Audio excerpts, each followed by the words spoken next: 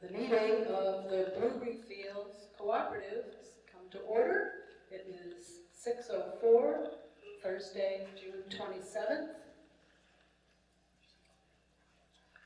Just a few welcomes to all the residents. We have a couple of guests here. I don't see the other guests. We have a guest here, Carol O'Donnell, and our 10-member board, which will soon be 11.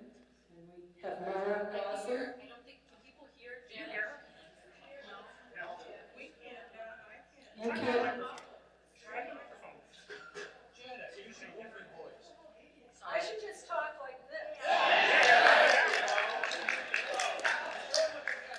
just talk like that. Okay, is that better for everyone? Oh, yeah. Okay, I'm sorry, Chris. I live in a neighborhood with all boys, so I'm used to yelling. So, just welcoming everyone, Nora Goslin and Pat Schwebler from CBI, and Carol O'Donnell, all of our lovely residents, and 10-member board. Housekeeping. The only exit we can use is this one, which you came in. I guess this one at the top of the stairs that takes you in the same direction, but we're not allowed to use this door. We cannot use this door. On this side, we have to use this door.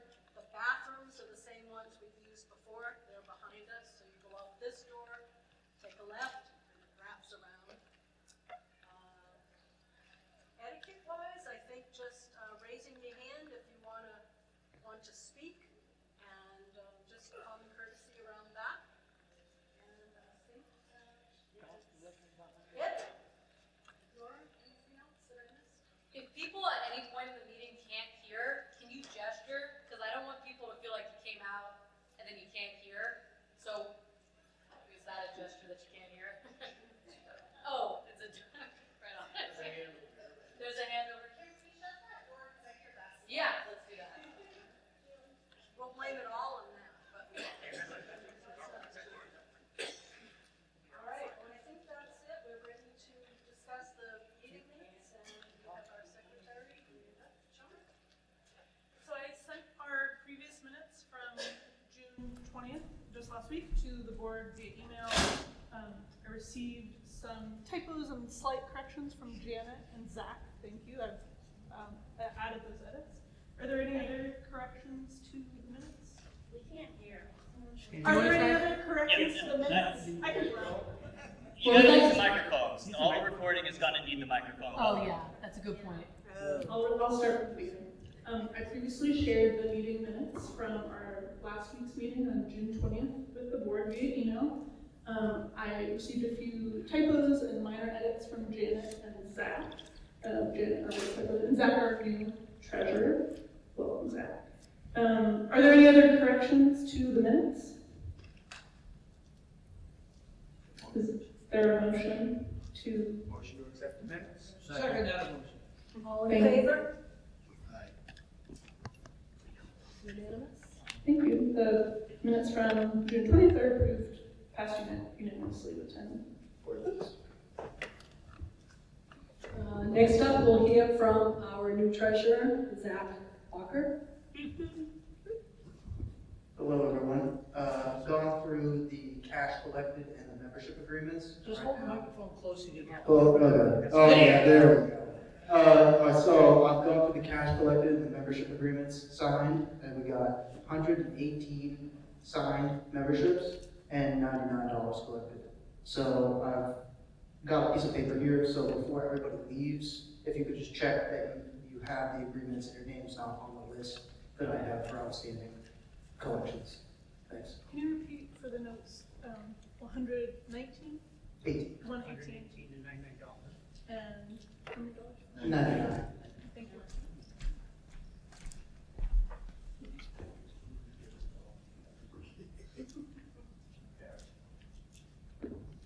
You didn't create a speech for your first day? Oh, no. So do you want to take, Or Jen, are you looking at the agenda? yeah, I'm just looking at the new agenda here, so. You want to discuss the bank account? Yes, so we will need to set up an operating account for the business, we call it a business. And just for now, we will only have in there the membership dollars. And Zach and I need to explore a couple of local banks and see which one offers the best deal, because at some point, when we get this all to go through, we will have not only, my guess is, an operating account, but also an escrow account of some sort to hold on to our, what's that, deferred? Escrows, your escrow accounts? No, that's with the bank, but the account that we hold 1 month's worth of. Oh, your debt For debt service. service. Yep. So we will have about $149,000 in debt service sitting in hopefully an account with some interest. So Zach and I will move forward with that probably right after the holiday. Question about where the speakers are. They're in the ceiling. They're in the ceiling. So, yeah, we'll check out a few different banks and look at the difference and probably set those up come like August time. We may do the operating account sooner rather than later, but we don't need the other one until then. Is that law? Just, if I can, Yes, sir. just, for preference, if we have A little further away. if we have a choice, could we pick a credit union as opposed to a bank, or is there a difference legally? And if we have two that are basically equal, could we go with credit union? Whatever pays the highest. No. There's no difference, you're still paying it. I would just like to say, because you don't know who your lender is yet, sometimes the lender contract, if it comes from a bank, will say, we will give you this loan, however, all your operating accounts need to stay with us. Yeah. So in this moment, we really don't know. Okay, good to know. Yeah, so, you know. All right, well, there's our answer. We have to wait. You can still open for Yeah. your membership. Yeah, you can open the membership. Oh, okay. Thank you. Okay. I'm sorry, I wasn't clear, but as far as your operating or capital reserve, all that will come after you know who your lender is. And we Okay. don't know at this point. Good. All right, let's see, next item up. My phone is spinning here. So we have some old business here, old business but good business. A little further away, Janet. Old business but good business? Can you hear that? We can hear, but not understand. Yeah, you're getting a lot of pops. I can't understand a word. We are here to discuss some old business. Is that coming through? That is. Okay, old business, good business. Is it just me? You have a breathier voice, and it's catching the. I think that's what it is. It's my ticker, it's It's how you going. breathe, I guess. You can't argue with that. So we have a seat to fill, Director at Large. So are there any nominations or interested folks that would like to step up and offer to fill the position? I have a question. Yes. Did we end up offering either the other two people who applied for treasurer? Yes. So You can say that one more time? And the speakers these are the speakers. When I stand in front of them, I can hear better, if that helps anyone. I was just asking if we offered the other two applicants for the treasurer's position, the vacant at-large position. the answer is yes. Thank you. An email was sent to Kathy Cummings, and Celeste is here to represent herself. So I guess I didn't hear back from Kathy. However, I realized that partway through the last meeting, she was in attendance, Yeah, I saw that. and at the time that we were voting, she was not there. So I guess we will have Celeste. Do you want to make a motion to accept the treasurer's report before I speak? Good call. I move that we accept the treasurer's report. I second. All in All in favor? favor? Unanimous. I didn't have a microphone either, but it's okay. You don't need a microphone. Thank you for reminding us.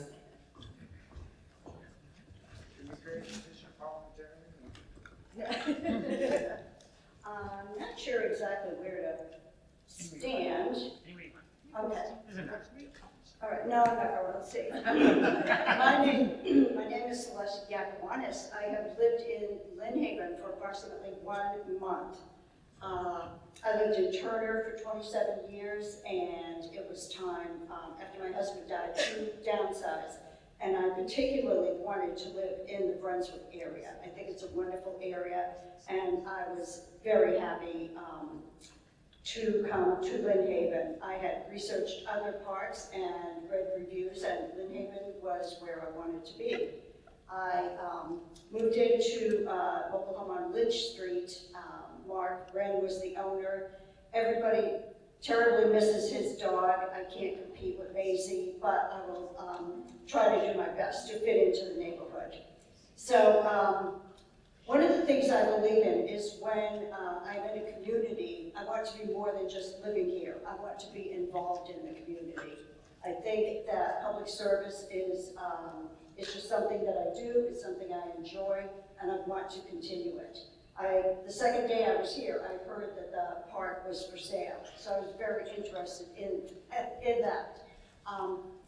My background, I have been on various boards in my time. I have been on our Lewis and Auburn Chamber of Commerce. I was on the Lewiston Downtown Advisory Board, the Andrew Scott and Saginaw Extension Board. It has to be something that I truly believe in. I really am passionate about the things that I do. And this board particularly got my attention because this is a very large undertaking, and my background in what I do for work is real estate title searching. I've done that for 40 years. I've done many commercial searches, I've read contracts, I've read deeds, mortgages, and I think that it's important that this undertaking really have a whole board looking out, and I'm sure everybody is looking out for the many residents that are in the park. I'm also here because you people have so much that I can learn about the park, about the Brunswick area, just being a good neighbor, and I'm just really interested in this whole thing that's going on. So every board I come on, I serve with a servant's heart, and I just think this is a really good project, and I was really excited about it. So I am applying to be your 11th member of the board. Thank you. Thank you.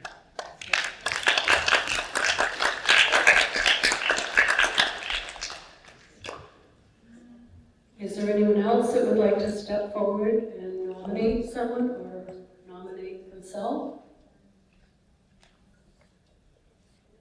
Okay, is there any oh, yes, sir.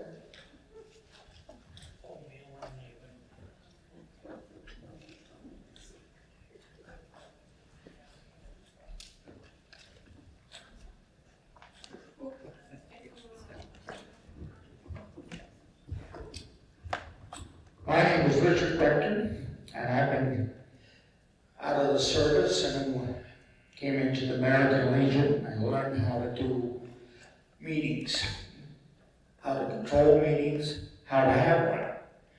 So, I'm known as Old Man Lynn.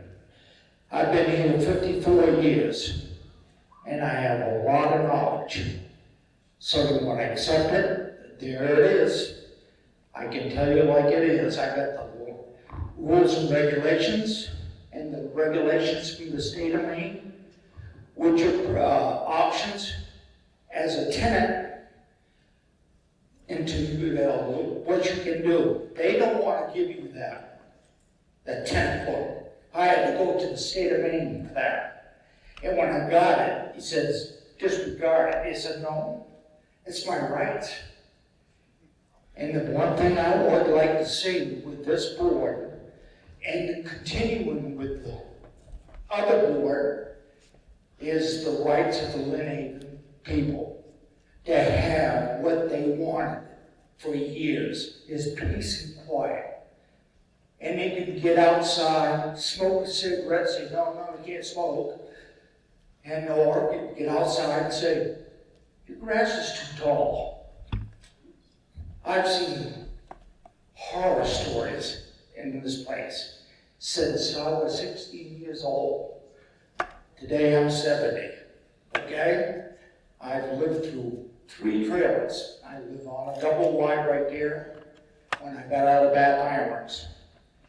And I purchased that trailer with a bank, and I had a good down payment for it, so I put good payment, so I continue living here. But I did disagree with stuff that was going on.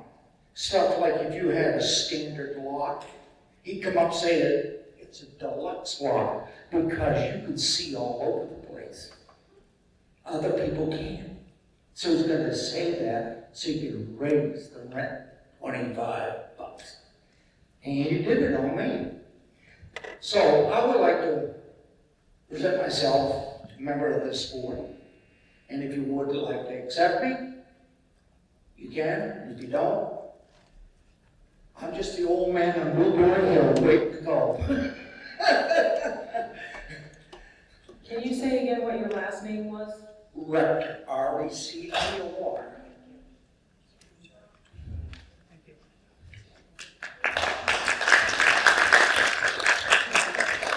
Thank you, Richard. Do we need to vote on that today? Unless there's any further discussion, yes, our plan is to vote today. Is there any further discussion? We want to ponder it for a while, I mean, at least. Can we come back? Do you need to vote immediately? We can do a discussion before it votes. Yeah, We should leave. no. I don't think so. I mean, our plan on our agenda is to vote and fill the vacancy this evening. Yes. Yeah, So- you can. If, you can ask people to step out, it's not necessary. It's up to you as a board. Yes, ma'am. I didn't hear that. Is it possible to accept both applicants? No, we only have one position open. I would say that this is just the interim board to get through purchase. So if you become resident owned, you'll have infinite boards that you're gonna need to fill just for anyone who isn't chosen tonight, or anyone who's sitting here thinking, oh, my neighbor would also be really good for this. Having more good candidates is a great problem to have, right? Right? Yep, I was worried we wouldn't have enough. And I would just encourage both candidates to continue attending resident meetings, regardless of the outcome, but to continue attending meetings and contributing their knowledge of unique perspectives as a new resident in Lynnhaven, as a long-standing resident in Lynnhaven, and both perspectives are valuable. So we would love to continue hearing from and benefiting from your knowledge. Also, there's opportunities for subcommittees as well. Those will be coming up when we need more Like Rules Committee. delegating of duties. Right, there will be plenty of work to do, and we will welcome your assistance with that. Was there something else reason why you wanted to wait? To vote? Do you want to wait? Why do you want to wait? No, I was just asking what our process was Maybe, going to be. I have a question, maybe a question for candidates is about your capacity, sort of time commitment to attend. So we have our weekly 2-hour meetings, but there's also a number of tasks between meetings and additional work that board members take on. I wonder if candidates can maybe speak to their time to fulfill those responsibilities. I can tell you that She's gonna wait just with the mic so that we can. Thank you. Celeste, can I let this gentleman go first, please? Would you like to respond to what she asked about time commitment and whatnot? Oh, yeah, time commitment is no problem. No problem.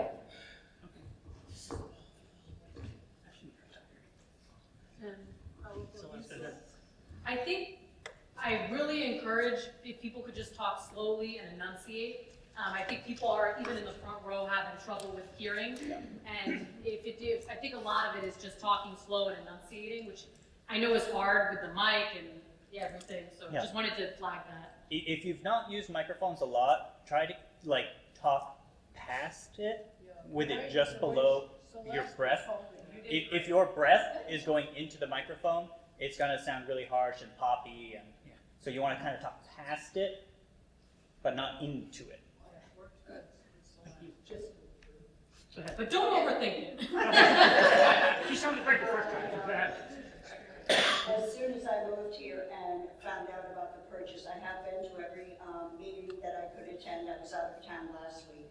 But yes, I don't apply for a board unless I can give time to it, and my time is flexible. I can go to meetings, I can meet with other groups, and I'm very willing to do that. Thank you, Celine.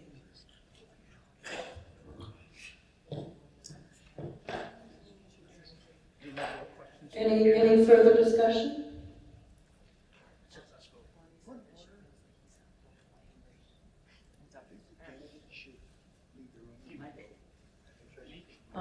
Ernie is suggesting that candidates leave the room while we vote. Does that sound okay? Is that all right with you, Richard? Yeah, so. And we're asking, I mean, if we're not doing it first, but I mean, it's being recorded. Oh, true, it's being recorded, so. Right, but it's after Yeah. the fact, after the vote. Yeah. So if both candidates could please step out, then the board will vote. It's just like American Idol, they can watch it later. America's Got Talent. Yeah. Save me a little bit. Something about popcorn. Janet. Yes, Lon. I think it helps, yeah, I'm holding it like, is this okay? Yes. So if you just hold it to right to your chest, like almost, I think that's the talk through. Is this better? I might get this by the time. We're working out the kinks. September. Well, you know, in the cafeteria, it's a little different. Yeah. You have to- yes. Okay, so this is a vote for the board members. It's not a member vote for you folks, so I guess the best way to do this is just to have a show of hands for Richard first, and then, Do we take into account what anybody else's thoughts are? Do they have comments or just us? You can, if you so choose, it's up to you. Yeah. But you guys are voting, right. but you can get feedback, basically. Does anybody in the community have input? Right, were there any other questions, discussion?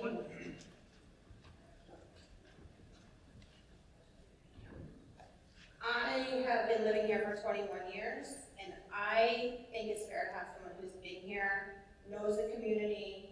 I'm just scared that somebody brand new who doesn't know the prior rules are just gonna come in and change everything completely. So, in my opinion, I'd rather have someone who knows the current rules and can benefit us.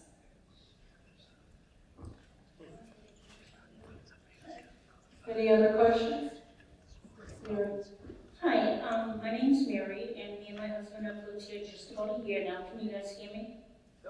Okay, good. I agree that it's really good to have that history, but on the other hand, I think a fresh start is really important also. So I wanted to put that out there and people who have experience on boards tend to be really more effective, so that's just my thought. Thank you. Thank you, Mary. Any other comments or questions?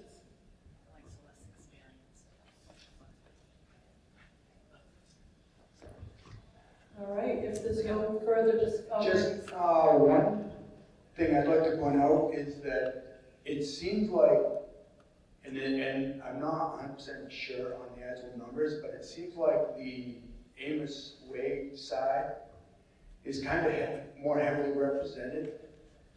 It might do us some good to have somebody like Celeste from the other side of the street, just to balance out our membership. Well, I'm on. I'm on this side, she's on this side, he's on that side. Okay, We're going I guess we're about. I think we're pretty much half and half. I guess that's move point. It's on those because we're near the sign.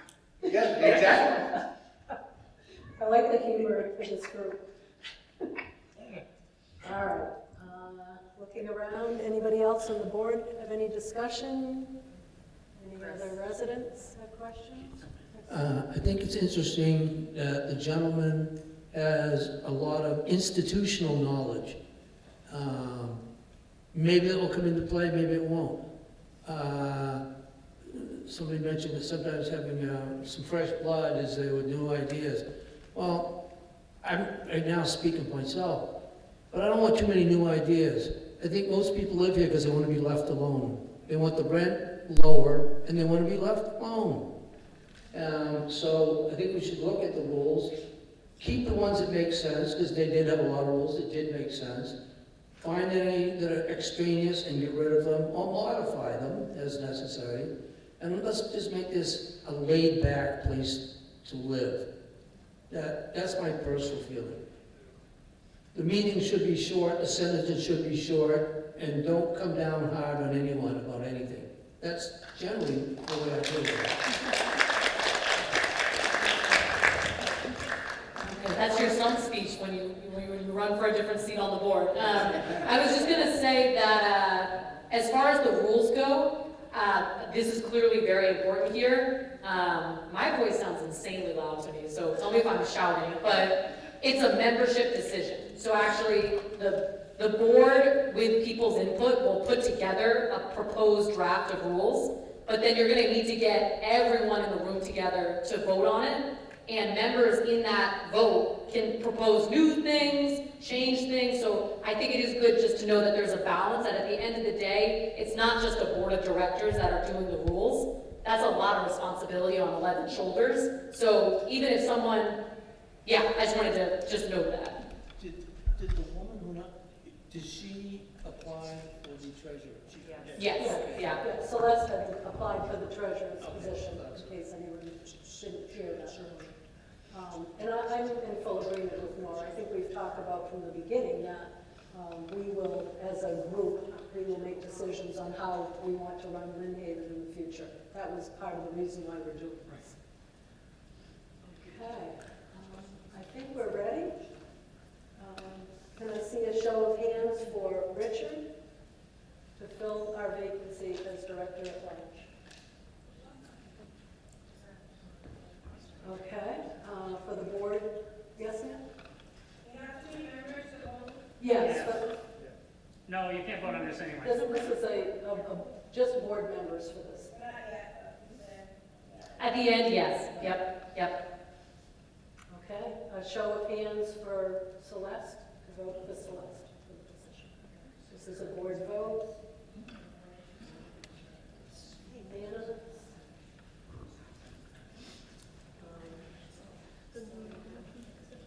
Yes, would someone like to make a motion that we've accepted? Make a motion, we accept Celeste. All in favor? Just take your name. It's the same vote. Thank you. It's just her counting. Yeah.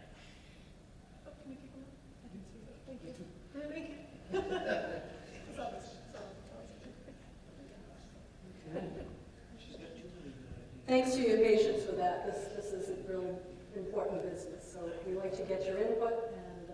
Does someone want to get them? Yes, you probably want to hear it. Pat's gonna grab. You gotta, if you close the door, add wedge to people. But if you leave it open, there's a really loud basketball across the hall. Yeah. A real fine game of play. So you're saying I should go shoot some boots, right? Yeah. All right, we'll wait for them to come back in before we can get started with the rest. Next up is a continuing review of seller-provided deliverable data. And Nora, are you going to lead this one? Yeah, I can do this one. Okay, can you hear me? I think, Janet, it might just be your, I I think, think she tends to talk low. I think you talk kind of, maybe a little lower, so I think you gotta shout. Oh, yeah, I'm sorry. Be willing to shout? Yeah, that was the other. Okay, so do you want me to go to seller deliverable? Yes, please. Okay, so who, I'm sorry, just I want to announce that we did select Celeste for the position, Director of Health. Thank you, thank you. And Richard DeVoe came with us, and we'll be funny all we do.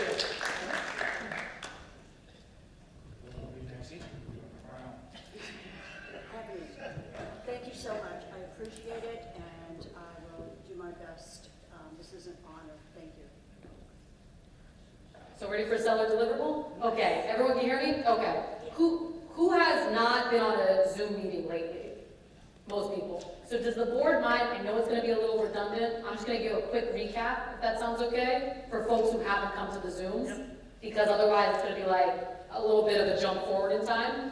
So just to summarize where things stand, so Kurt, under the purchase and sale agreement, needed to provide a whole suite of basically almost 50 different items for you to consider. They were provided right when you signed contracts, and they've been made available electronically to the board and with some print copies. Some of it, it's kind of, ultimately I would say it's up to the board how much of it is going to be made publicly available. Stuff like profit and losses, if the board's okay with it, I'm happy to email anything electronically. And if you don't do electronic, just come let me know, and I'll get it to you print copies. I'll bring print next time. There was some good discussion on the previous meeting about some information obviously not being publicly available. So he gave you as a buyer, as a cooperative buyer, all the leases for the property. That's good data to have, so you see that there's high occupancy, so you can basically track that this is a business with high occupancy, low vacancy, you're collecting rent on the property. People raised in the meeting, hey, we don't want our leases out there like that, so that kind of stuff is going to be not publicly available. He also made available what's called the accounts receivable, so people who haven't paid rent in the property, that's obviously not going to be made public. What we would note is that there's very, very low receivables. There's almost a negligible issue with non-payment of rent. There's a very strong rent payment performance in the community, which is good to see, because you obviously want to know that when you're considering buying the business.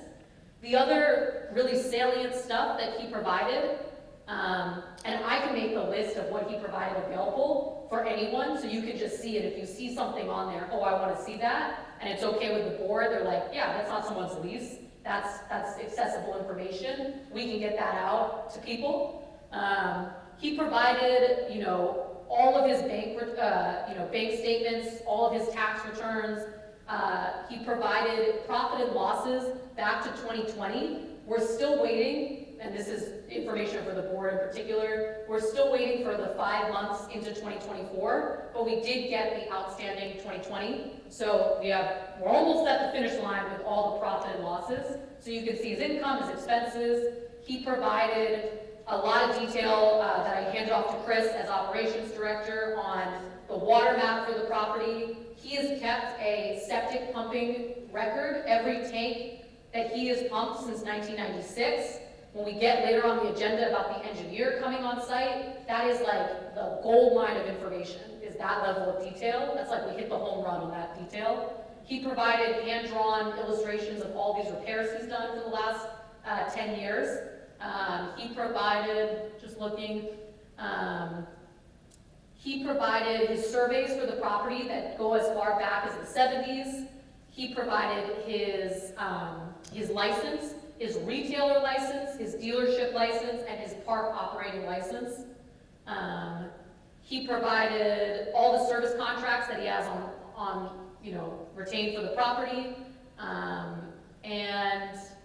So what I would say, I guess that's kind of where we were. So the board has access to that. We're kind of talking it through. I'd say that nothing, as of now, super jumps out to me. What the big like news flashes we look for is payment, like if people aren't paying rent, that's not something that we saw here. We look for what level of septic and water information is available, high level here, so that will go right to the engineering company, which we'll talk about. We look for his profit and losses. Are there big fluctuations in the last 4 years? I'm not seeing huge fluctuations. One of the things that we talked about, the board's probably sick of hearing about it, but his water expense, I was really thinking his water bill was gonna be very high because Pat and CDI works with the Brunswick Bay property on the other side of the street, and their bill is quite high.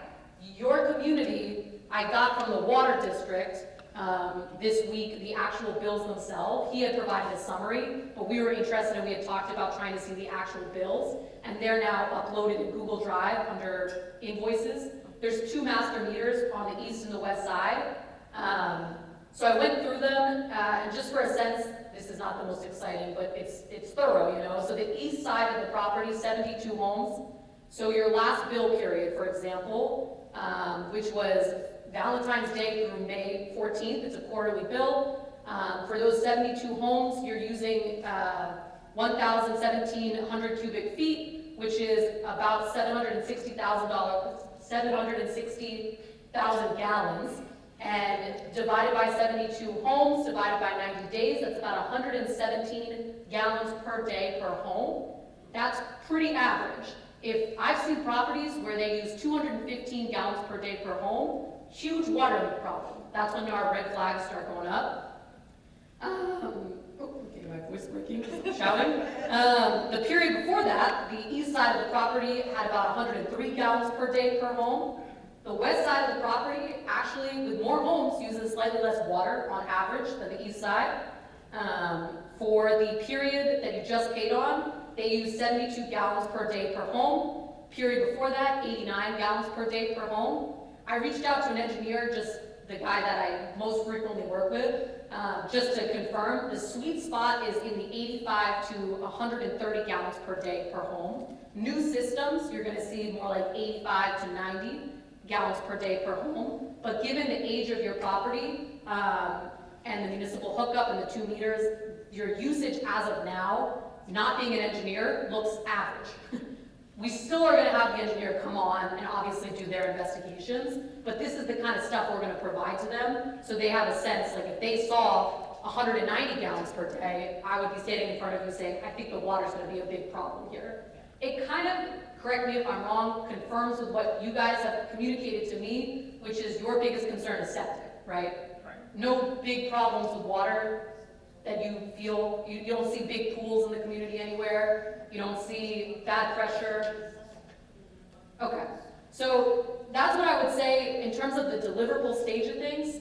Once we get those 5 months of 2024 profit and loss, and once we get, one of the requests that had been made of him was the sale prices for the recent homes that he's put into the community, just good data to have. So if we're thinking about whether do you want to put homes into the community, what are the prices that they're commanding, we got to know that. So those are the last 2 details that we're really waiting for. And otherwise, you've gotten everything. And if anyone has any feedback for me about something you have or haven't seen, let me know. That's what I would say. Any thoughts on what I just said? Can I repeat? You can have my written notes at the end of this. For the sake of the notes, can you repeat? East side has 72 homes. February, oh, thank you. It's just this section. Great.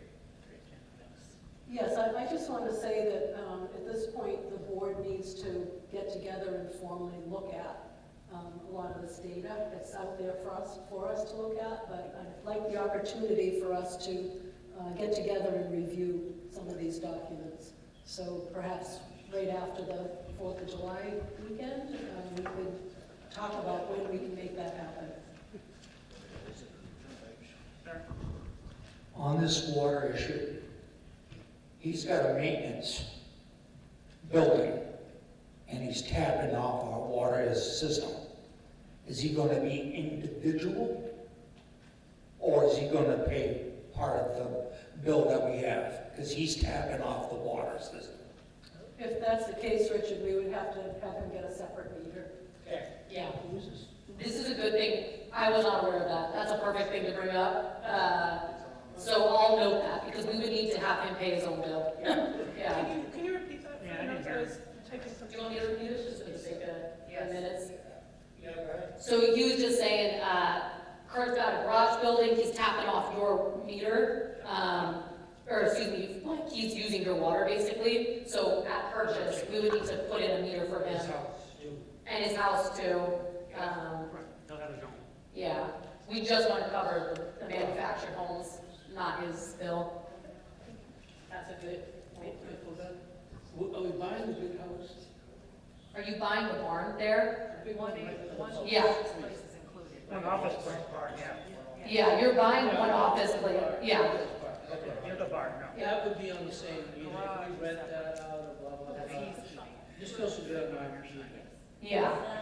The house, because the meters are in the house. Which meters? The water meters? So you're buying one office place, you're not buying the garage. So if that's what you're, yeah, you would need to split the garage off, but you would be buying that house up front. And you mean by garage, the one across the street? The one across with the big tank where he does his equipment, yeah. Yep. You're buying the garage that's attached to the house on, if you're driving down the street where the sign is, and that's office place, yeah. Where we drop our rent checks off right now. And are you saying that there's also water siphoned off at the shop garage, which is on the other side? Yes. It's maintenance. Yeah. The maintenance building? Yeah, we put all these practice. Yeah. Probably a heavy. Takes them out every day, doesn't use them, but washes them down. Noted, So you don't want to pay that bill, so we'll split that off. I'm gonna write that down too. That's why they look so pretty. Any other discussion or questions about the seller's deliverable documents? I'm wondering when we can get a look inside the house. Oh. In the house, when we're talking about, making the whole place for rent, or do we break it into two sections so we could use the office, just a counter in that little space and have our own little office space, and then rent the rest where his mother lived, and treat that as an apartment? I also saw that there was, a finished space above the garage, which was suggested on the realtor's paper. You could, make it a little apartment, a little, one room. It's like a big room It's apartment. gonna be our pool hall. But I don't know if there's a bathroom up there. Could you really make that into an We're putting the apartment? pool there. Huh? We're putting the pool there. Pool hall's gonna be there. All right, so if there's a bathroom, it's one thing. If there's no bathroom, it's a different thing. That's what I'm saying. I'm gonna write it back down to Melissa and then Chris. Another possibility that we've mentioned also is if we didn't rent out one office place, we could use it as a community building, which residents could rent out that space for birthday parties or whatever function, like a lot of other parks have, and then use the office side as our property management office possibly, or the board's office to conduct business. Yeah, to answer the other question, I don't know that could we get access? Do you mind if I grab Mike? We have to sometime. So I think Chris always reads my mind and jumps later on the agenda. We're gonna talk about that under engineering. You definitely need to get access, your engineer and a rep from the board or two. You need to have access so you can inspect the quality of that, of those buildings. And then I think Chris has something else. I would like to see the garage that he has existing. There's a saw in there. That would be good for the elderly to get together to make a wood shop right there. We can make a lot of stuff for the community and for ourselves. And upstairs, that's where you put your materials. Because I gave an idea to him over there, we can make, instead of 5 miles an hour signs everywhere, we're gonna take him, we're gonna can him, we're gonna dig a big hole and bury him, okay? Because I'm gonna make out of plywood, the new speed limit, and it'll be sprayed at the entrance of every place. Or Elwell Lane, Star Pony on the other side, and on this side that I live on. So I can do that. So if you're interested in that, but a wood shop would be nice. I know Chris has been trying to talk for a minute, and I'll come right to you.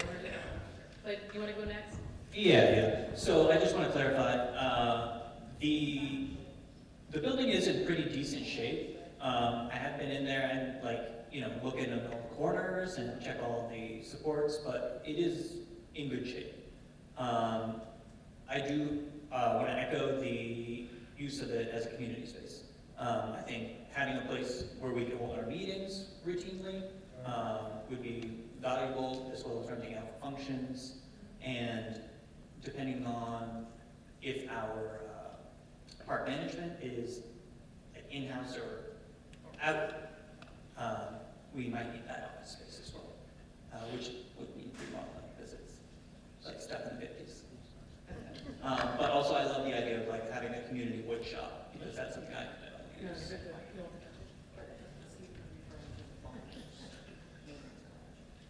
Yeah. So the one thing, I like the idea of having the, let's clarify, what's the garage and what's the barn? So on the east side, the southernmost section of the park I mean, across the street. is the garage. Yeah, you're not buying. Not getting that, that's gonna get metered off, and the house next to it, close to the street, we are also not getting. West side, one office place, the office, and the adjoining barn, we are getting. For groundskeeping, are we gonna need spaces for equipment, or are we gonna be hiring people that are gonna be checking in and out?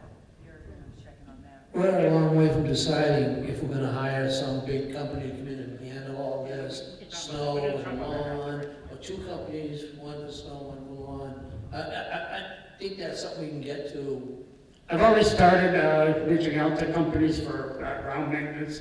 I made 4 phone calls so far. I've had 3 messages on 3 of them. And one of them that is might be interested, wants to come over and look. He's just a snowplow, though. They don't do lawn maintenance. But so I'm working on the ground maintenance issues. A little lower, under your chin. Anybody hear me? Yeah. You hear me before? Yeah. You're blowing us out. So anyway, I mean, that's probably going to be a long process before we get anybody figured out, but we're working on it now, or I'm working on it now, so the board will be working on it with me. Thank you. I've been thinking about this every day. Under your chin, everybody. You cannot top right in. By the great powerful laws. No? Okay. Talk to them. Ask them. Don't look behind that curtain. I'm thinking about a lot of things around here, and some of them we're not ready yet. That's a month or 2 down the road that we really need to be making a decision. One thing I want to throw out there so people can just mull it over for the next 2 months or whatever is, should we entertain the thought of putting in some speed bumps around the park? Maybe, I'm not a big fan of speed bumps, but I'm not a big fan of these idiot 5-mile-an-hour signs that nobody can enforce. I hear people complaining, and it's been happening lately, racing by my house. The closer you are to McCoy, the faster vehicles are going when they go by. But you know what, I think both of those are business. I will say, once you start talking about speed bumps, we're gonna be here till 10 o'clock. Yeah, I was just gonna say, point of order, we have the space until 8 o'clock, and we stick to the agenda, please. Yeah, so once you're resident owned, I will say a good chunk of your meeting time, we'll be talking about stuff like this. You will have a rich conversation. That's what I want to throw it out. Yeah, you're throwing it out. Everybody go think about it. Because if you don't like that idea, please come up with a better idea. Something's gonna actually make people slow I down. agree, we need to move forward, folks, with our agenda. We've had groups with the speed humps, with the spikes, we've done all types of stuff. Oh, yeah. I was thinking totally. Do you want me to go, do you want to go to the next item? I think we need And then to we'll just come back to this in open forum, maybe? That's not it? We'll come back around during open forum, but if we just hit the next couple items, then we'll get out of here. Time-wise, we need to move forward. So our next topic is the resident website. It's up, it's live, and I would like to ask Miranda if she would like to, this is her baby. Sure.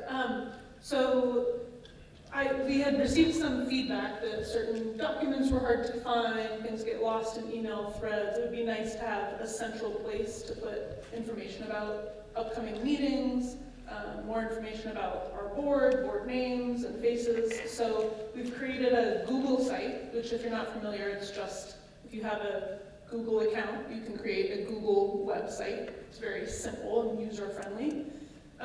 Created a Google site with some background about the, as I said, the board and the sort of history of the cooperative, our partnership with CDI, a sub-page for meeting information and a sub-page for some frequently asked questions, which we created based on questions that have come up a lot at various meetings. So that site is live. We're just finalizing the permission settings on that site. As Nora has said frequently, we want to make sure there's not any sensitive information being shared publicly, but I think we'll be able to finish, I'll be able to finish updating permissions, and I hope, Nora, you could share it out in your next email with approved minutes, so that folks can take a look. If you have feedback on the website, you are welcome to reach out to me. And we don't have a formal webmaster, but you know, we don't really need one. It's a pretty simple website. But your feedback is always welcome. We're gonna hold off when the email is also activated, the one that you set up for the account. Oh yes. So with the Google site, I created a Gmail account. I think our goal eventually is that will be a central place for questions, but not quite yet, because we don't have anybody kind of consistently keeping tabs on that inbox. It was suggested previously the secretary should do that, and while I would love to, I have a full-time job and an almost 3-year-old, so I will not be regularly responding to emails that come in. It will be sporadic and late at night. So sometime soon, you can expect we'll have a Blueberry Fields Cooperative email address that you can email. But of course, you're always welcome to email Nora and Janet. For now, they're your best point people. Did I miss anything? Yeah, no, good, thank you. So when I send out the meeting minutes, if I'm understanding the assignment, right?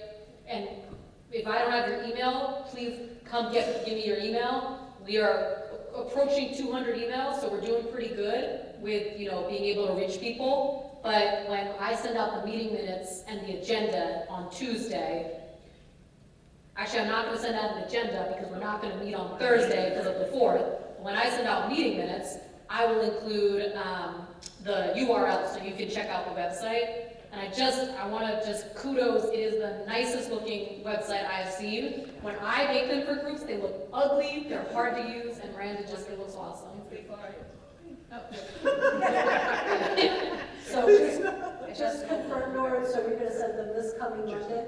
Yeah, I could do it Monday because I won't wait on the agenda, basically, because we're not going to have a meeting. So I'll send it out Monday, All right? And does that give you enough time, Miranda, to finish up what you need?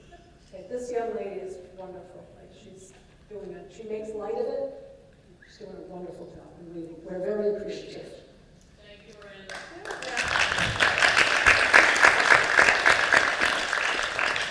All right, Lori, you're up next to talk about engineering firm and Okay, update. so I have 2 items for the board, and I will get these out electronically. I need to be like, I can't kill all the trees. I could. We'll do that later when we get into more reports. So on one end, Chris is starting with one proposal, and then on the other end, Chris is starting with the other proposal. And for the members in attendance, you're not going to miss anything because I'm going to describe everything. So I'm just going to get talking about the appraisal first. If I gave it. Miranda, can I get my notes back? So a key part of this, right? I'm kidding. So a big part of this is the appraisal, right? Is the appraisal. Everyone's kind of like, is it worth what we're potentially paying for it? So we can finally report that the appraisal is underway as of this week. They are retained. It's a firm, Colliers. Colliers has done hundreds and hundreds of appraisals, just in general, but also one of the good things about them is that they really know mobile home parks. They have a very strong sense of the asset class. Where are they from? They're international. They work all over. So I've worked with Colliers on over 20 different communities. They work in New England. They work throughout the country, though. I can send you an example report from them if that would be helpful for a group that became resident-owned once I get permission from them to do so. Everyone ready for me to talk through this? I just want to make sure.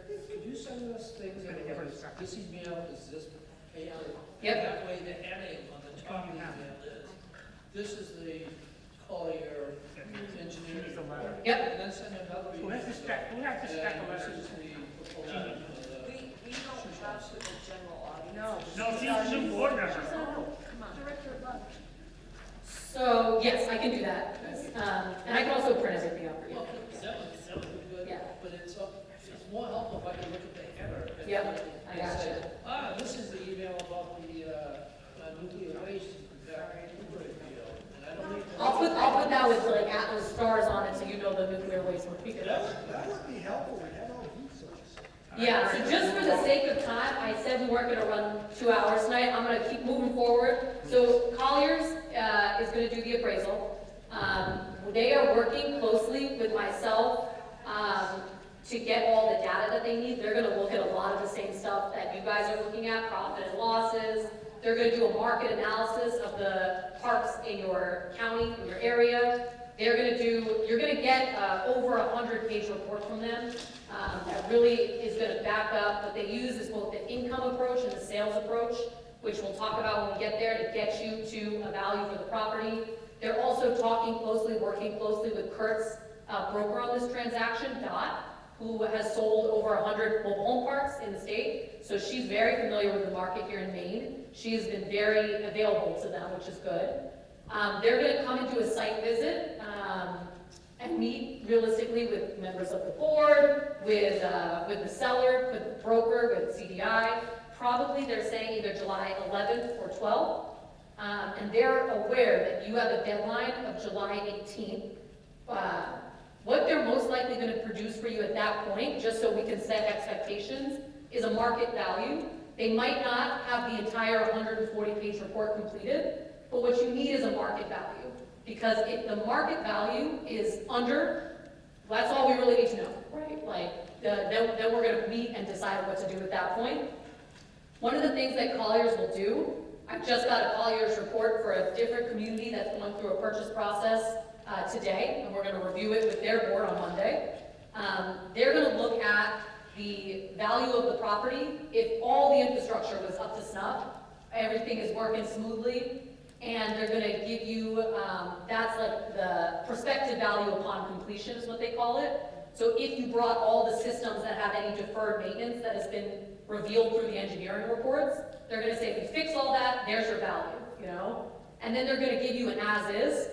If there's like a lot of deferred maintenance in the property, that's going to lower your as-is value, right? So for the group that I'm working with now, they've got one value that's about $400,000 under what their prospective value would be if they did all the work that's needed.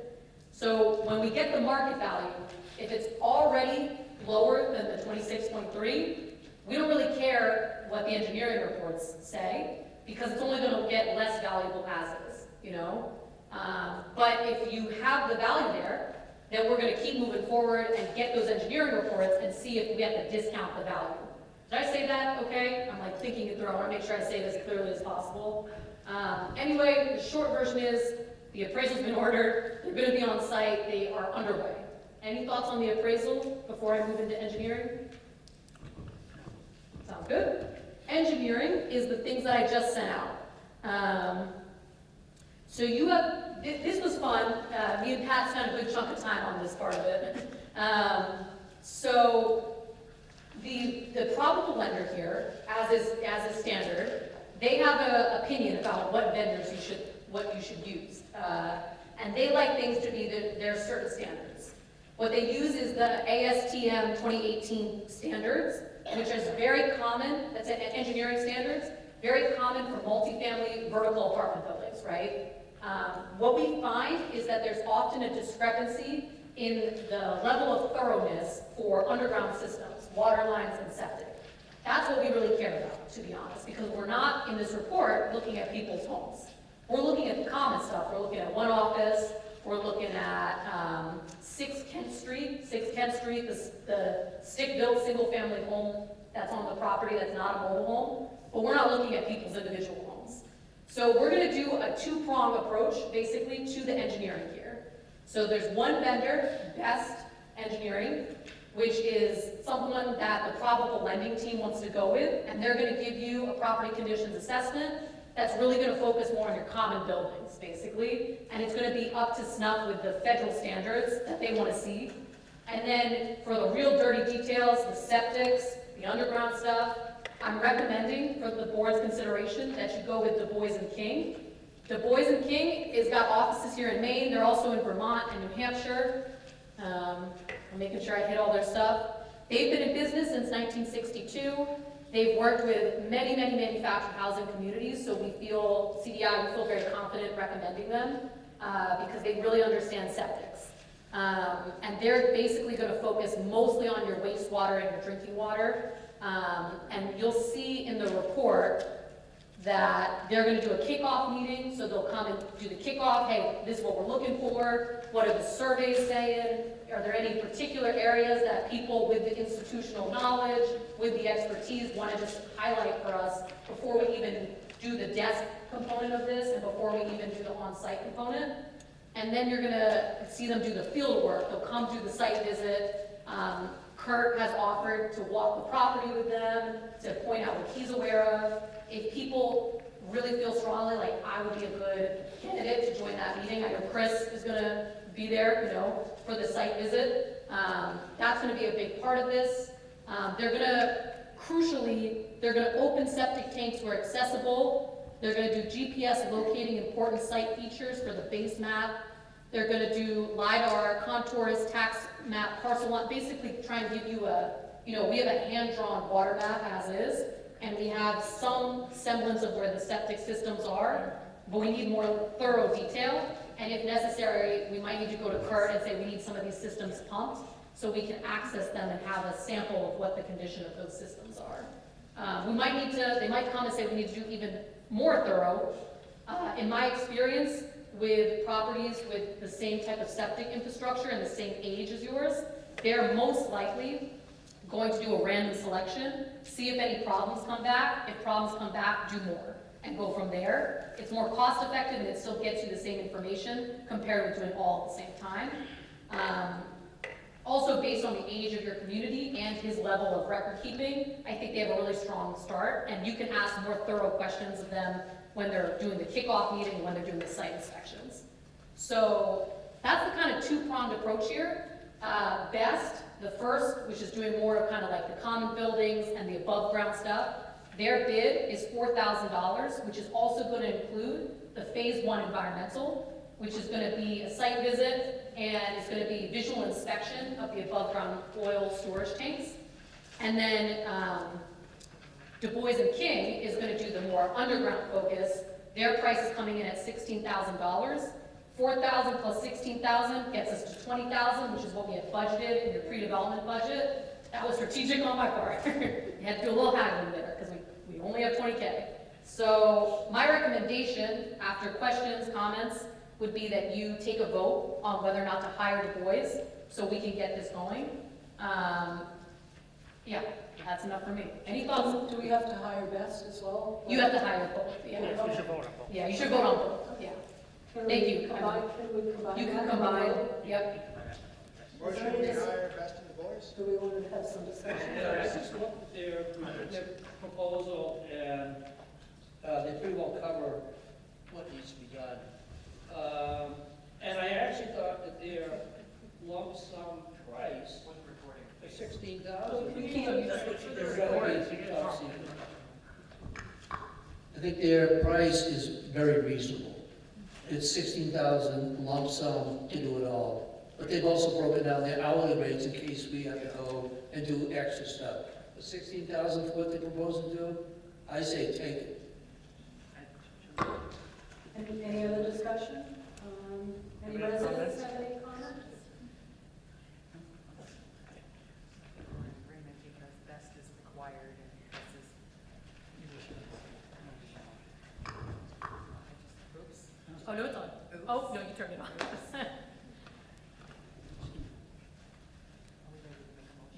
Unless you have more discussion. I'm sorry, I was asking if she was ready for me to make a motion. I would like to make a motion that we go ahead and take on Du Bois and King and Best for our engineering requirements. All in I'm favor? sorry. Yes, you can vote. We're immediately. Gentlemen, To hire voting. Did we? you're voting for both. Hold on, I think there's more discussion. I haven't even looked at Do you have anything else to say? Yeah, I don't know, we seem to be voting like a mile a minute. Do you want to discuss in a different? Does everyone understand the vote that was just taken? Do you want to retake it or discuss it further? There's more discussion in the end. Chris would like to have a few minutes. To review, Chris, are you looking at Best? We're required to hire them. We have to hire them. The lender. There is The no. lender requires them to hire them. The lender requires this. That's For Best. That's right. Actually, I'm surprised that that's where their phase one is coming in at, because I've seen phase one's, the environmental, that's been 4,000 alone. Which is why it kind of raised my flag. I was like, we need to supplement their report with someone who's actually gonna get into the tanks themselves, which is why we went and found Du Bois and said, can you come to the table? So you get that one too. I don't want it. For the recording. Sorry. Are you comfortable with this? Yes, I'm ready now. Okay. Make your Melissa, do motion. you want to make a motion? Are you ready? I make a motion that we accept the contracts for Du Bois and King and Best in order to do our engineering I reports. second. You want a second? Yeah. There's a, Is there a second? there's a second. All in favor? Oh.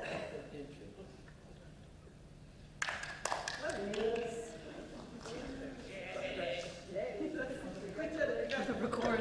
No, sorry. And if I may, just before Janet helps us and keeps us moving along here, the other thing we were gonna mention under this is you may have gotten the infrastructure surveys. I know you got the infrastructure surveys because we're already getting them back. Chris has got the bin out. Please fill them out. They are so invaluable for this to get actually good information. And then the second survey that I finally stuffed the last envelope last night at like 10 o'clock is in the mail. It's the income survey. The income survey, it's a separate thing from infrastructure and from engineering. It is really crucial for this process.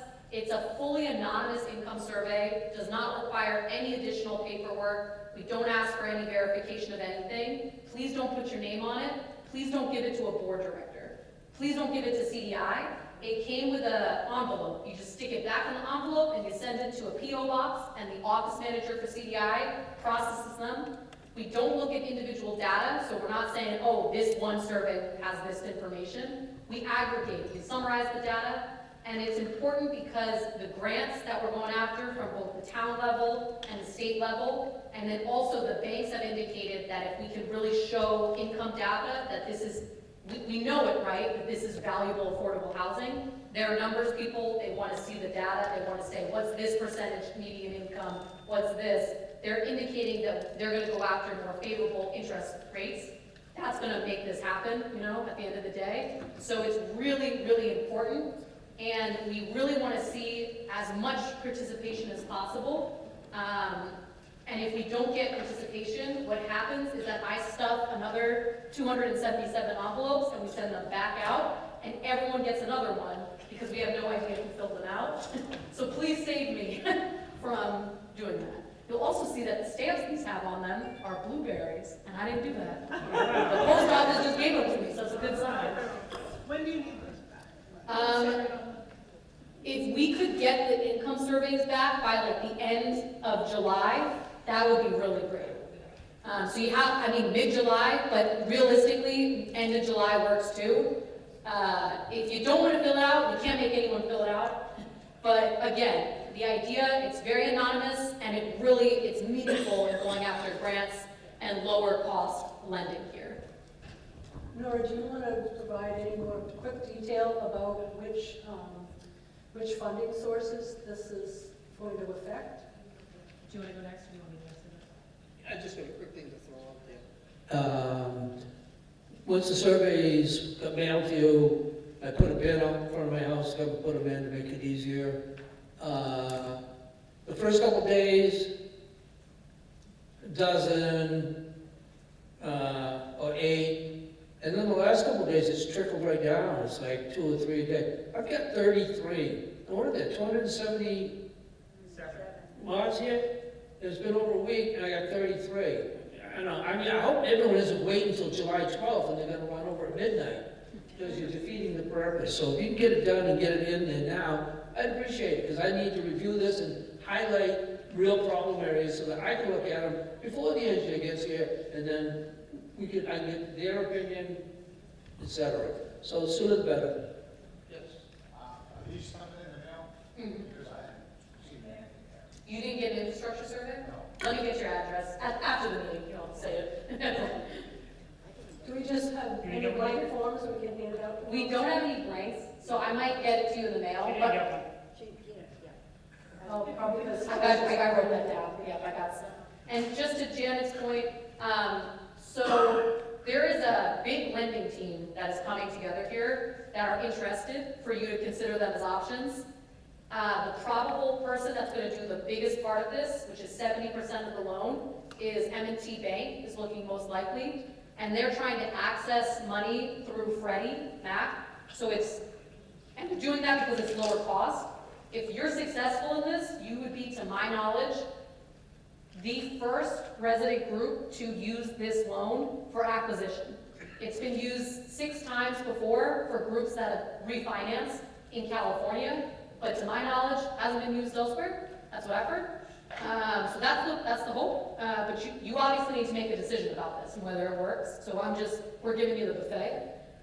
The main housing is also going to be involved with both grant funds and lending, most likely. And Genesis Community Loan Fund is going to be involved with lending. They've been involved on all the transactions in Maine. Rock USA Capital is going to want you to consider a proposal from them as well. And the town, ideally, they've been really involved, very supportive. We're hoping that they're able to, have some funds in the pot as well. So we're basically, the reason we have all these lenders at the table is because we need to get it so that we have 100% financing, so people don't have big share, like everyone's got to chip in 10% towards a down payment or something. So at the end of the day, that's the team that's been meeting, that's been going through this. It's going to come before you, for your consideration and your approval or not. Thank you. Thank you. Next up, Do you want me to take questions on this, or do you want to keep moving? no, because we had new business next. Right? Okay. Do we have any other questions on this? Yes. I was just wondering, Please. I noticed going to these meetings that fewer and fewer people are coming to them. And I know that some of my neighbors are kind of, Put that up closer. they're kind of leery of spending that much money on the whole part. The microphone's The on. microphone's on. Push the button. Thank you. People have a lot of questions. They're kind of scared. We can't hear it at all. You just turn it on. You just turn it off. So right up close. Not that close. I think a lot, That's better. It's on. There it goes. I think a lot of people are nervous about all of this, and I've noticed coming to these meetings, my husband and I have been to most of them, and there's been fewer and fewer people that are coming, and I've talked to some of my neighbors that are just like, I think it's, it's a lot of money, and, I'm afraid of this, and I'm afraid of that, and I'm wondering if that's why you're not getting many letters back, surveys back. I don't know, but I wonder if as many people are interested in doing this because of fears. It's a lot of money, And I don't know what other people think, talk to their neighbors or. I got the impression. Wait. You know, you gotta get him My initial thoughts after last weekend, they're coming in day by day for 3 or 4 days, and then it dropped off on Tuesday. Not a single one dropped off. 275 people in, not one put in the bin. I got 2 or 3 yesterday or something like that. Today I've got like 7 because people handed them to me when I was here. But if I had to make a conclusion, if I had to draw a conclusion from this, is that most people don't have any complaints. The road's pretty good, this is pretty good, the water works, you know. Why am I wasting my time filling out this form when I have nothing? Or they're thinking, you know, I'll complain about it, they won't do anything about it, so why even bother complaining? That's what I am inferring from non-response. Most people are basically happy with the way the park looks and how it runs. And even the people that don't want to buy it will be happy to see the Scott Ponies gone. But you might not like if somebody else buys this. You think you didn't like Kurt or Kit? God help you when Attila shows up and starts telling us what the new rules are. And I get that, but there's a lot of people that. It is a lot of money, obviously, but they don't have anything to be afraid of. Wow, I mean, they don't have anything to be afraid of because if they come to the meetings and see what's going on, then at the end they're gonna have to vote. And if most of the residents don't like the whole thing, then it goes away. I mean, so they should, even if you're nervous about it, you should participate, in my view. And if you try and convince them of that, I would ask everybody to convince their neighbors that. So I'm just, for the sake of the fact that it's already 7:20, I'm wondering if we can hit the other items and then we'll come back during open forum and we can stay here as long as people want to have this conversation because it's a really important one. I'll just pass it back to Janet. Until 8 when we have to leave. Yeah, We have a visitor here tonight. I'd like to introduce Carol. No, she's not on the agenda. Oh, okay. Just yours. Okay. So, one of the things I'm working on may be helpful to some of the people that you're hearing from. Can you introduce yourself? Oh, I'm sorry. My name is Carol O'Donnell. I'm on the Brunswick Housing Committee. I've been doing a lot of coordination with Sally Costello, who is the Director of Economic Development for the town. So I've been quite involved in some of the pieces that the town is coming up with to help with this purchase.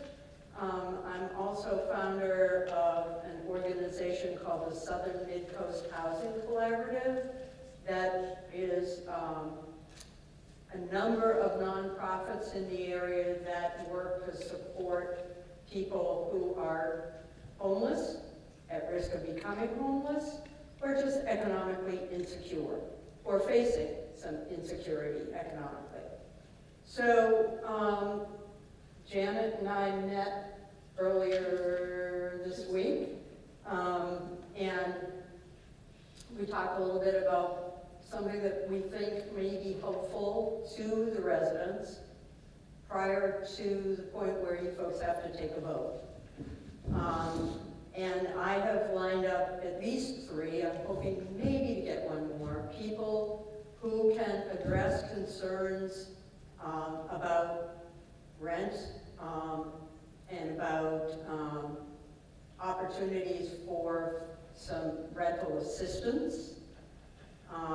One who, from the town, who can talk to the both the state and the Brunswick Senior Tax Relief Program. If you're not familiar with that program, it's a great program if you qualify financially. And then a representative from an organization that works with resident-owned cooperatives and provides assistance to the residents of the cooperatives. And there are things that she's from CEI, Coastal Economic Development Institute. And there are benefits that they can provide if you do become a resident-owned cooperative. So I'm working hard. I've got 3 already committed. Work out the final date. But that will be a brief panel, maybe half an hour at one of your meetings. And I hope you can get people to come to that meeting, because I think it will provide some information that hopefully will give them a little more, reduce some of the anxiety that they may be feeling.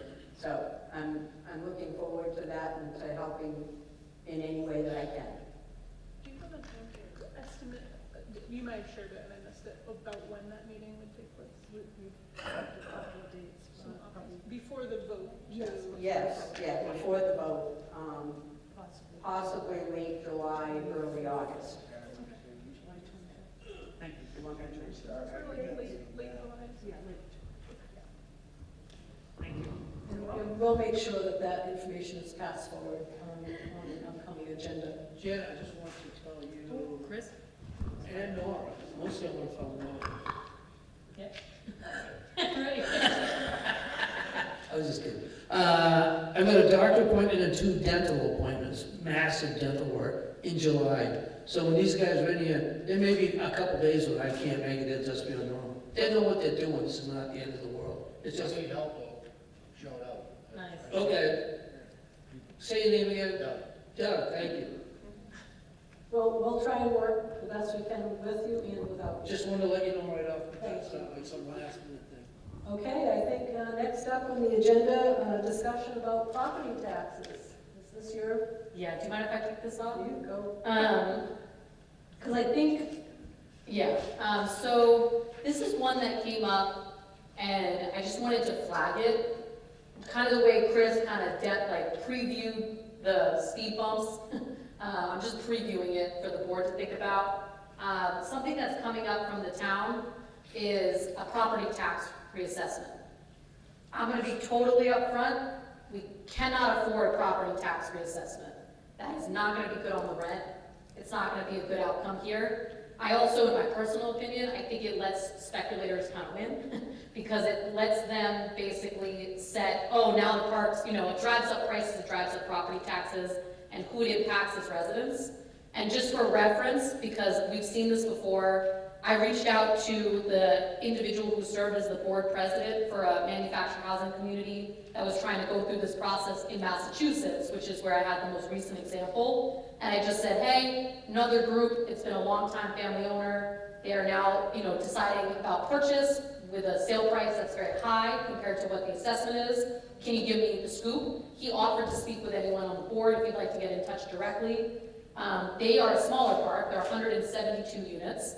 And they said that it was owned by a longtime family, and this company, the same company that owns Bainbridge Estates, because it's the same companies that own everywhere really, they came in and bought the park in 2019 for $13.3 million, and the town reassessed the park from under $3 million to $12.4 million. Legacy then started charging us a real estate tax surcharge representing the increase in property tax as a result of the reassessment. It's in addition to our base rent. A couple of residents and I met with the city assessor to discuss this. She told us the increase was to get the assessed value closer to the market value.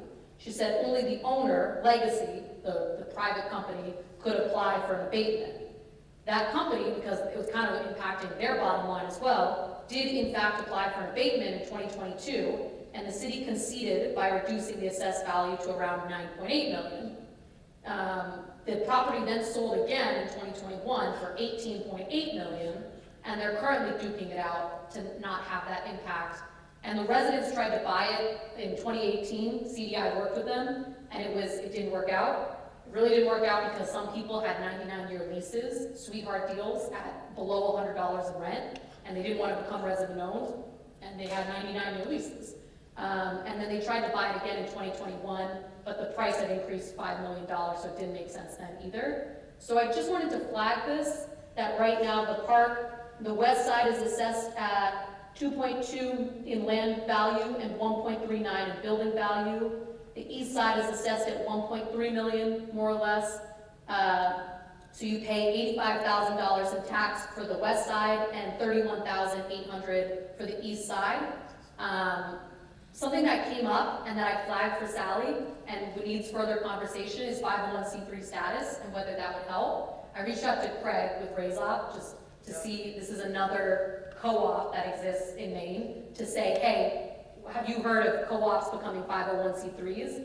It's not our standard practice just because it's a lot of paperwork up front, and we often can't do it in the window of time when you have to exercise your opportunity to purchase. He said that their co-op is a 501c3. It needs to be group equity, so there needs to be a share price at 100 or less, and there can't be dividends paid out, but that is actually aligned with how you're currently structured. He said, really you need an experienced lawyer to help with the paperwork. So he offered someone that they've used. I'm not saying this is the way to go. I think it's just worth flagging for the board to consider. Since you brought it up, I just wanted to do a little research into it, talk to the town about it, meet with them. At the end of the day, the town's interested in affordable housing. I know the state's interested, you're interested. Reassessment is gonna really be tough on your budget. So I just wanted to open a discussion on that, if anyone had any thoughts. Yeah, I did talk with, Carol and I talked about that the other day. You wanna? No, I'm not at liberty at this point. I know this is a meeting topic. Figured we'd talk about it in an open meeting.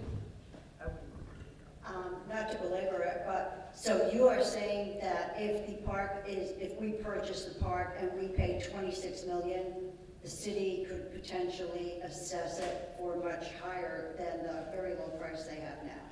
And that would affect us. I'm not quite sure I understand the share part. Could you? Yeah. So this is a trend that we see, I've seen it in every community I've worked with, where family operators, the park hasn't traded hands since its existence, and towns tend not to have a lot of manufactured housing communities in that town. I know you guys have more than the average town, but generally, like across the board, we see that towns assess very low. They don't do a lot of assessments for manufactured housing, and with these big influx of these buyers into this sector, these prices, the market value, is all of a sudden much higher than the assessed value. So I've stood in front of rooms of residents and they've said, well, our park is only assessed at 4 million. Why is the sale price 10?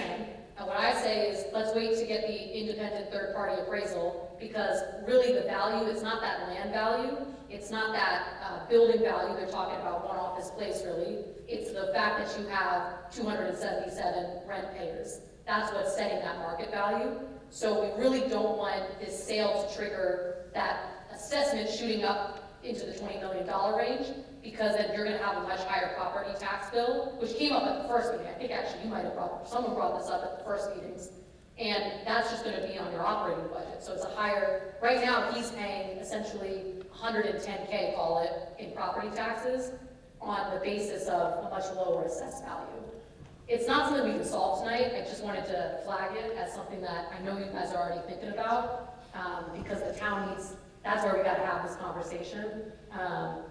So yeah, pass it back to you, Janet. And the sheriff thing we can talk about separately.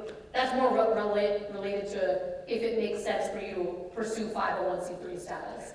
It might not. She might say that actually doesn't matter at all. Do you want to go to Chris or We might be pushed to do the 501c3, depending on, what the town status is. I do know that there was a reassessment a year ago, and then that was put on hold. Yeah, Right with that? coming up again. Yeah. So, it's, yeah. Because so many people showed up at town hall with Yeah. pitchforks and, Yeah, so it was put on hold, and they're hiring another company to do, Poppy, do you know, is it 2025, 26? I think it's 2026, but I would definitely, my recommendation is yeah. So for tonight, I'm here just to observe. That's my role. But I will say that it would we have a wonderful assessor in Brunswick. And I'm sure, I don't know if you've spoken directly with him about coming to a meeting, or at least for sure, a meeting with the board. He will explain everything to you. There's no hidden agendas here. The assessments are done by the town. The town collects the property tax. Property taxes is the tax base that every municipality in Maine operates off of. Every state is different. In Maine, that's the way it works. So property tax is very, very important. However, the really important thing for you folks is to understand what's ahead of us in terms of the property tax assessment. It is a huge deal in this community, as you all know. What, you can't hear me? No, we want you to introduce yourself. This microphone is a problem. Yeah, I mean, for all of you, I feel badly. Yeah. Poppy, please introduce yourself. Okay, I'm Representative Poppy Alford. I am your person in the state legislature, and I really care about all of you, and I'll do everything I can, but again, I'm up in Augusta. I don't have any authority at the local level. I want to make that clear, although I think you're in very, very good hands with your town councilors that represent you. They're wonderful people, they really care, and they also are going to be working for you. There are yars, as Carol pointed out. The town and the local elected officials are working on your behalf. They really care. So that's really good news. But what I want to say is I would absolutely recommend that you go directly to the source, and I'm absolutely, this individual very much cares about our community understanding what's happening with property tax assessments and the process and the timeline. And it sounds like that's exactly what you want to know about. So I would just reach out to him tomorrow and say, look, we need to understand what's happening, and I'm sure that you'll be able to set up a meeting very quickly and get, pardon? I think, Nora, you should. But again, remember, Sally, so I think that's. The town can't actually say, we're going to assess a manufactured housing differently.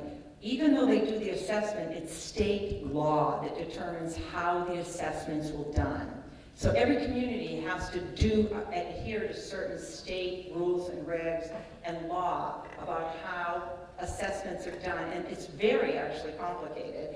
And then it hinges into everything. We have to say within certain ranges of our property value, the way it's assessed.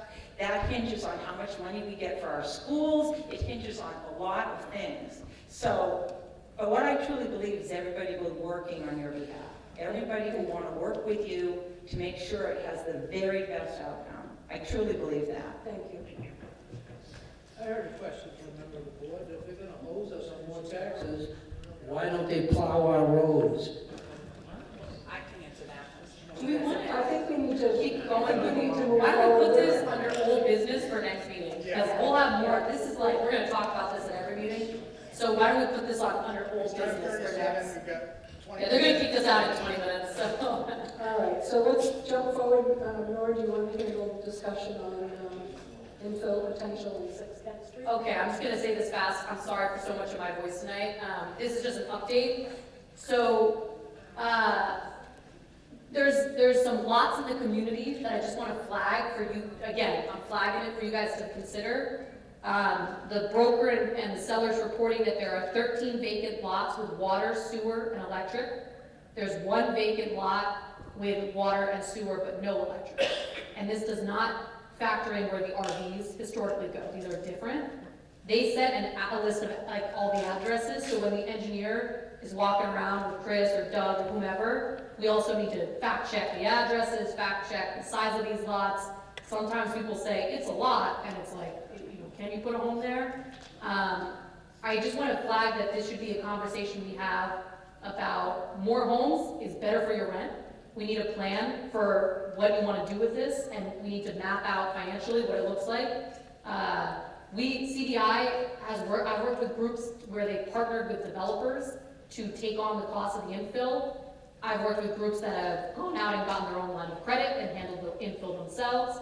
We just need to financially model those scenarios. The other thing is 6 Kent Street, which is the single family home. I know Janet and I have been in touch about getting a broker's price estimate, basically a price opinion on that. you might want to keep renting it as is. Right now it's rented for $1,100 a month on a month-to-month lease. Or some groups, they basically sell the home and they sell it on a 99-year lease, where a 99-year lease, you can access conventional mortgage financing for that, so it's still attractive to a purchaser. And we would calculate what their water usage and their septic usage is, and they just pay water septic. What was the address of that? 6 Kent Street. It's on the east side of the property. I've seen it. It's kind of the issue that has been flagged. I think Tom was flagging it. It's right in the middle of the community. The broker might look at it and say, this is not that attractive for a purchaser if it's smack dab in the middle of your community. We're fact finding, right?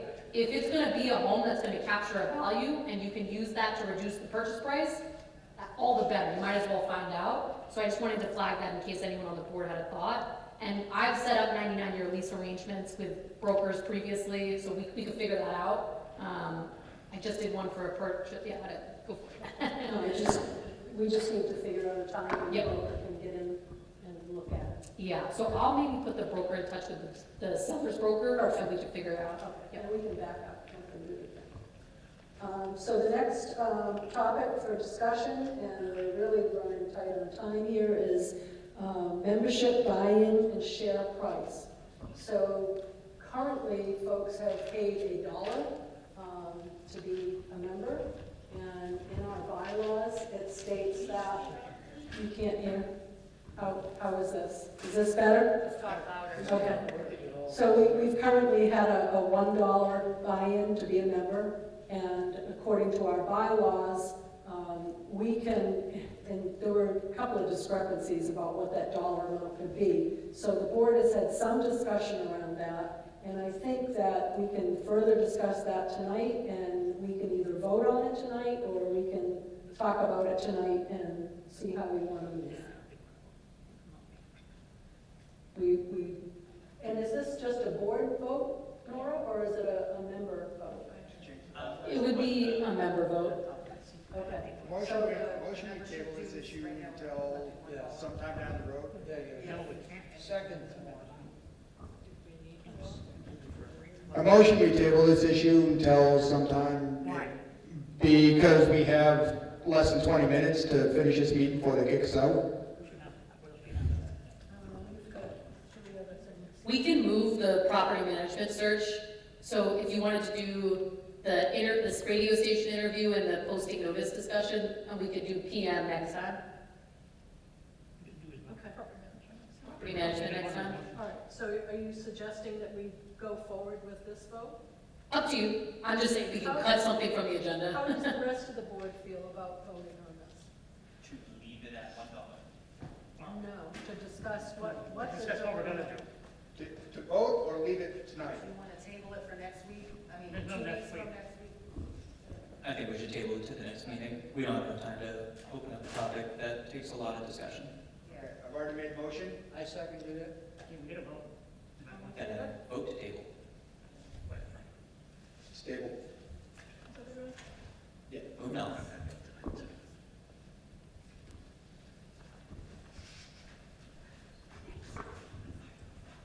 Okay, next up, and I'll try and make this pretty brief unless Tom wants to jump in too.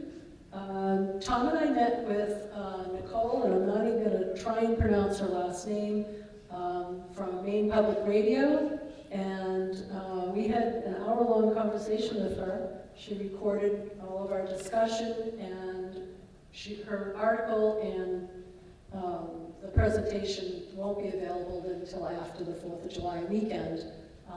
But we'll let you know, and we'll maybe send that out with an upcoming email. Let folks know when to look for that. So that, and it was very positive. This woman is writing an article about how we are the first community under the new law to have the owner accept our offer. Whereas some of the other folks weren't, I guess, we call it fortunate, but some folks might not. So look for that, and then we may get some more publicity out of this. And do what? Yell into that microphone.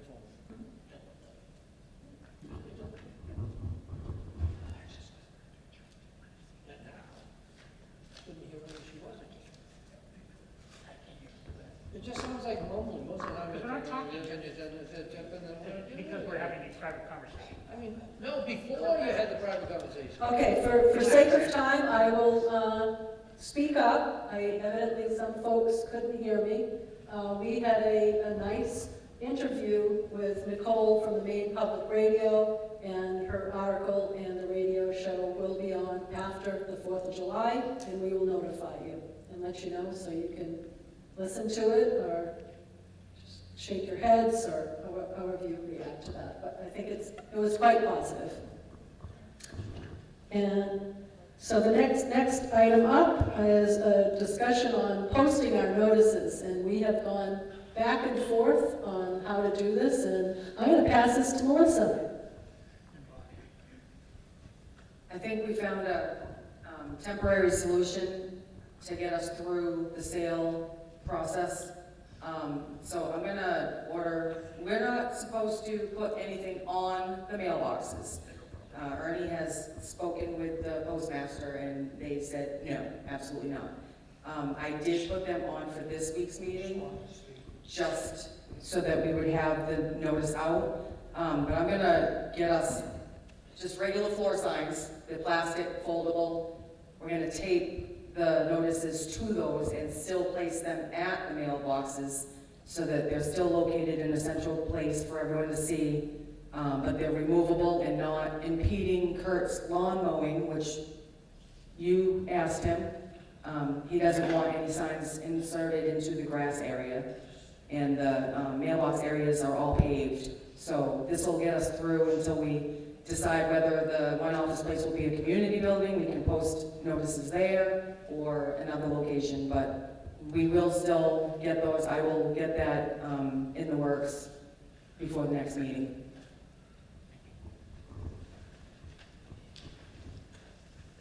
Thank you. That was quite a process, back and forth with how to get notification out to folks. So I think we're at the part of the agenda where if you have any questions, open forum. And we'll have this to have a question before. Something you want to share? I have over here,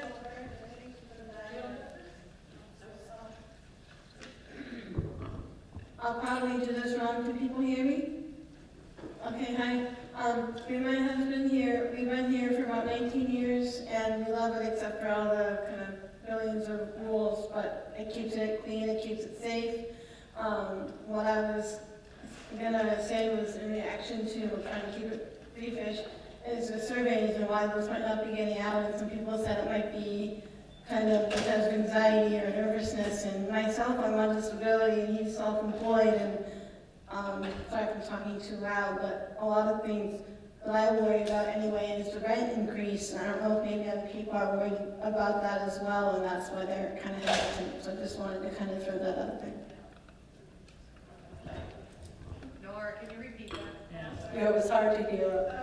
Oh, do you mind if I repeat it? She was just sharing, she and her husband have lived here for 19 years. Can you hear me? I'm just gonna like scream from one side to the back for all these meetings. And was thinking that some of the issues with response to the surveys is a concern about the rent increase. And other people are agreeing. Can I pass this to someone else? I can answer something about the rent increase. I've said this a number of times before, but I will say again. The rent is going to increase whether we buy it or anybody else. The math is the same. Lynn Haven has increased the rent $30 last year, $5 more every year. So in 6 years, it's going to be pretty close to what we're thinking we're going to raise it to. And then it's going to keep going up. We raise it, we're going to raise it to that level once, and it's going to stay there, more or less.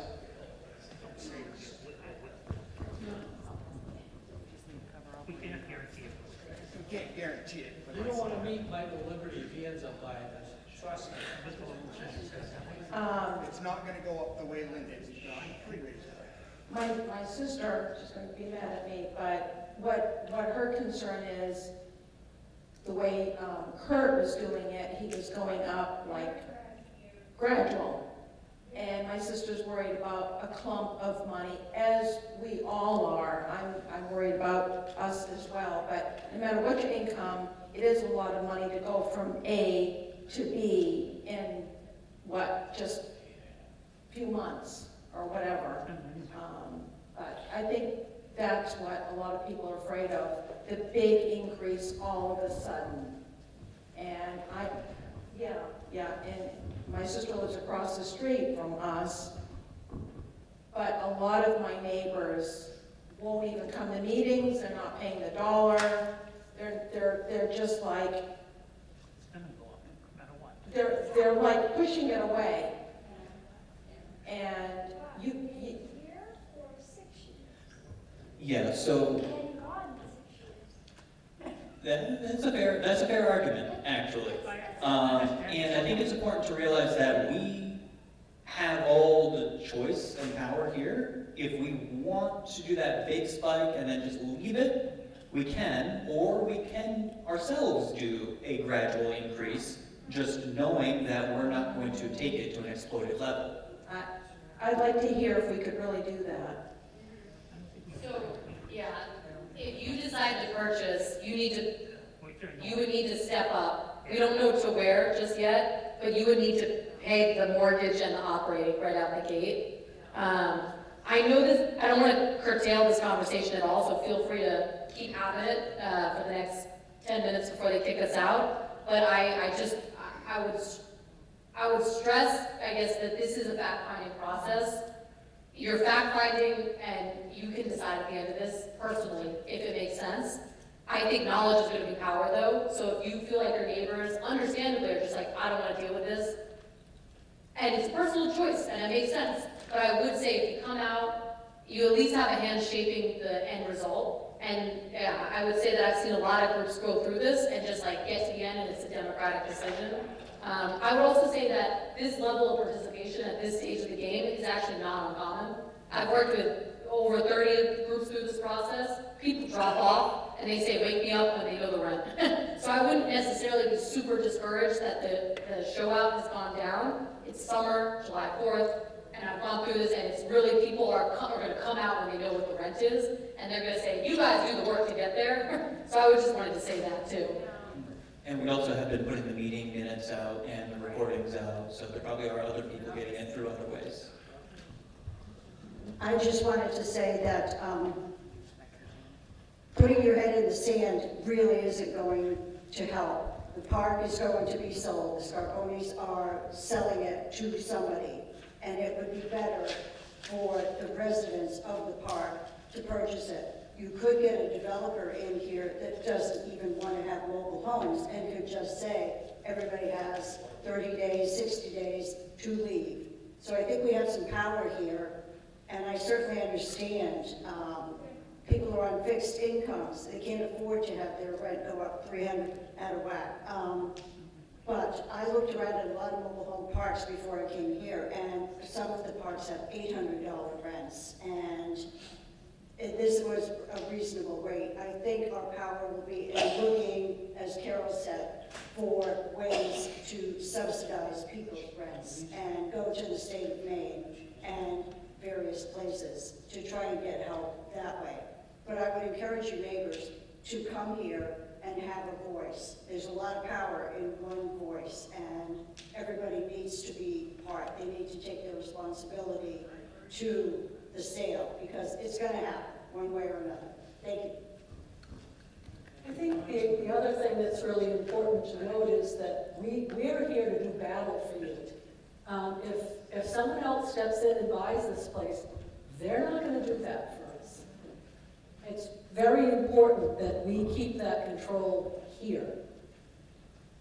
And I understand, I don't want to pay $200 more in rent, or $250, or whatever it ends up being. And again, we won't know that for another month?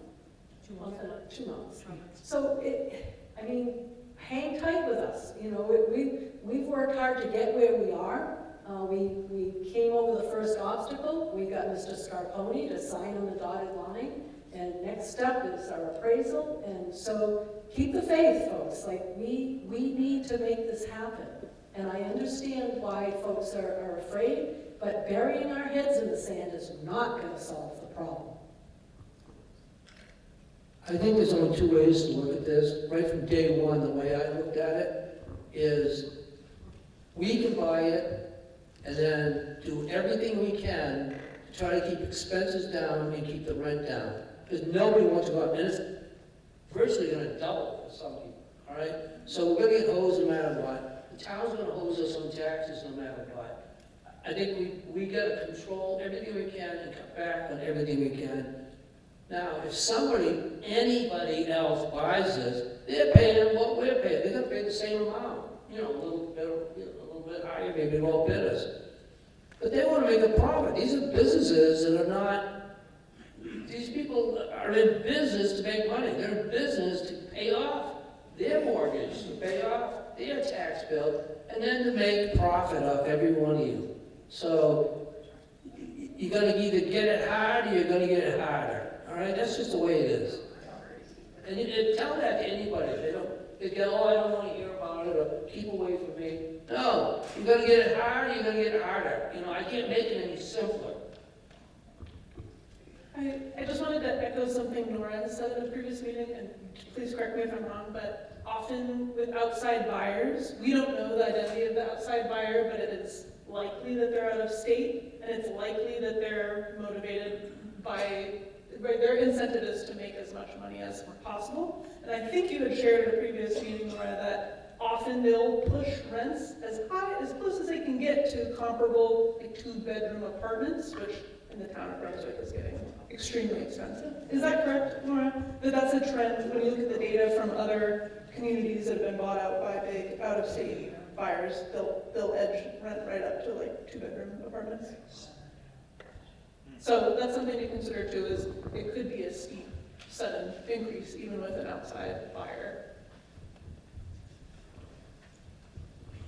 Yeah, so that technique is actually being done very aggressively now with multifamily units. They will raise the rate as high as possible to get as much money as they can. And some people will have to move out. They won't be able to make the difference and they'll get kicked out. But they will push it just high enough that they're going to be making more profits, despite whoever gets kicked out. Other people want the mic? I will. You're sick of hearing my voice, I know. I think with 4 minutes left, I just had one thing I would say is that something that Nicole, when she interviewed Janet and Tom, she's also, when you see that piece, she's interviewed residents at the 2 communities in Lewiston, Country Lane and Stetsonbrook, that was sold from the Hinckley family that had owned and operated them for a long time. They still own a different park nearby.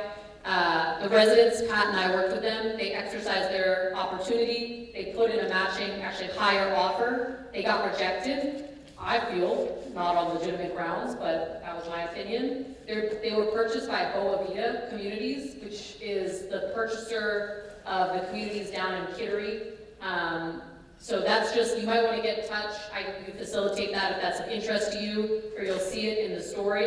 And it's just an example that just happened. And again, we don't know the purchaser, and I always stay away from fear tactics, scare tactics. It's not our business.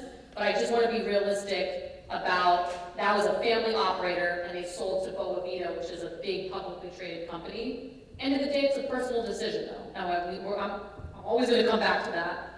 And just a last thing for me, if you know residents in Bay Bridge, Mary Meeting, and Maplewood, and if I could get a copy of their leases or get in touch with any of those residents, that would be really helpful for me. You want to get copies of what? Their leases. If anyone knew anyone who lived in those communities, just come talk to me. I would love to talk to them, just that 5 minutes. Anything else? Do we have any way of finding out recent purchases in the current real estate market with communities like ours, what their rents have gone to? So all that, it's very hard to track. So I collect, CDI collects that data, so I can pull it. So I'll get you that data. a lot of these deals before opportunity to purchase going into effect were very backroom, and residents would get the letter the next day, hey, there's a new owner in town, here's where you send the rent. And they were like very under the radar, intentionally so. So you have to be like Sherlock Holmes to watch them and track it. So I could pull some of that stuff. And then some of them, like the Old Orchard Beach Group, they're being purchased by a California publicly traded Wall Street company called Follett USA. That transaction will probably close in July. So we don't yet know. Some of it is like the time, we don't yet know. The RHP properties, I'll get you some of that data. I think that would be very helpful to maybe sway some folks that are feeling like, you know, they don't want to go with what we're doing and they want to try something else. He was concerned about nobody returning the letters. You want me to He has a point. People say, what's the point? They're not gonna fix it anyway.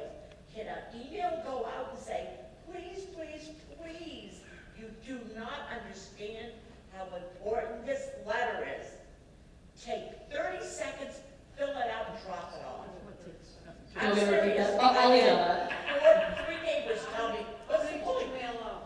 277.